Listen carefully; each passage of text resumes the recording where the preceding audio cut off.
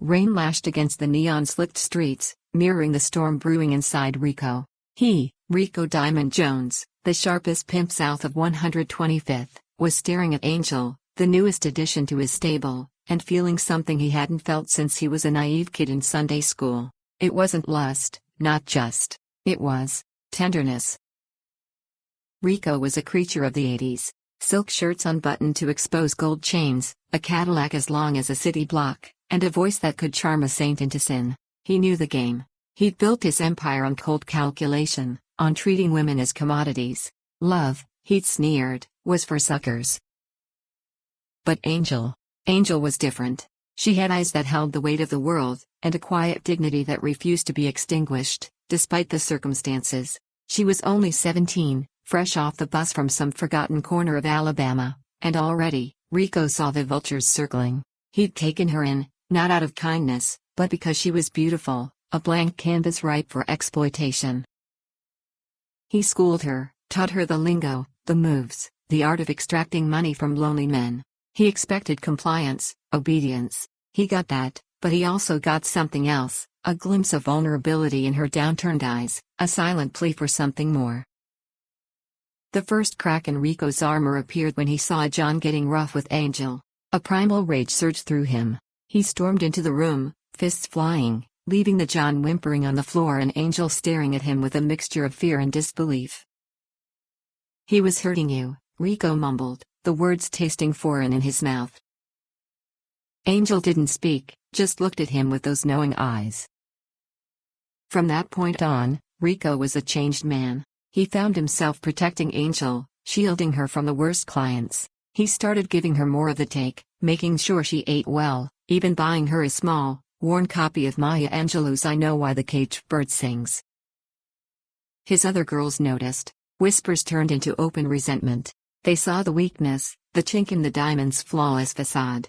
Rico was losing control. The final blow came one rainy Tuesday.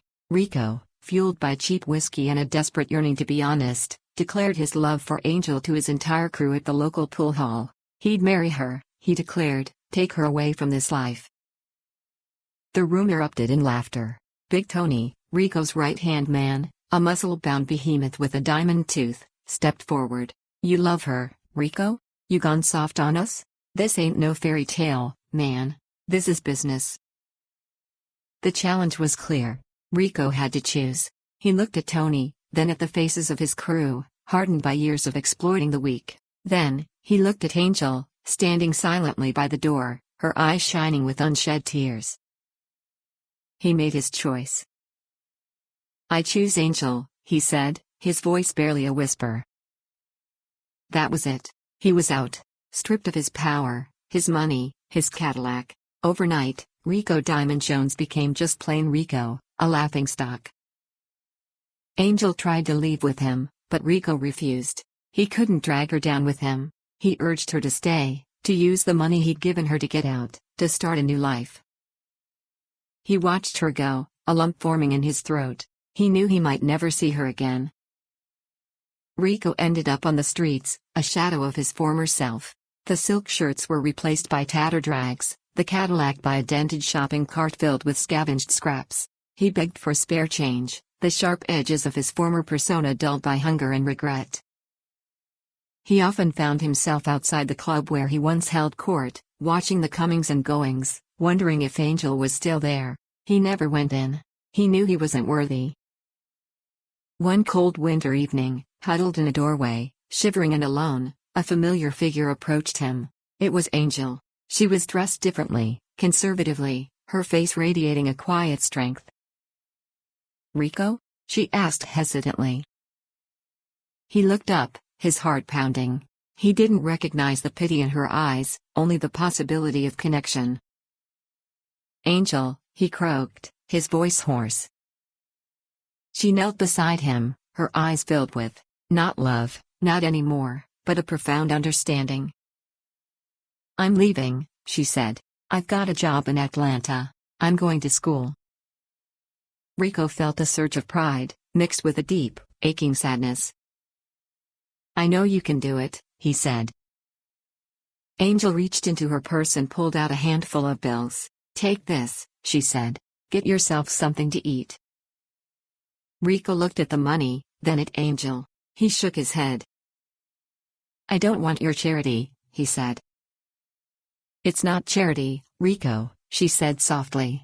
"It's payment for showing me that there's something more than this." She placed the money in his hand, her fingers brushing against his. For a fleeting moment, the past came rushing back, the memory of a reckless love that had cost him everything. Then, she was gone, swallowed by the swirling city lights. Rico stared at the money in his hand. He could buy himself a hot meal, a warm place to sleep for the night. But he didn't. Instead, he clutched the bills tightly, a reminder of the woman who had broken him, and in doing so, had shown him the possibility of something more than just diamonds and dollars. He was a beggar now, but perhaps, just perhaps, he was also something more than a pimp.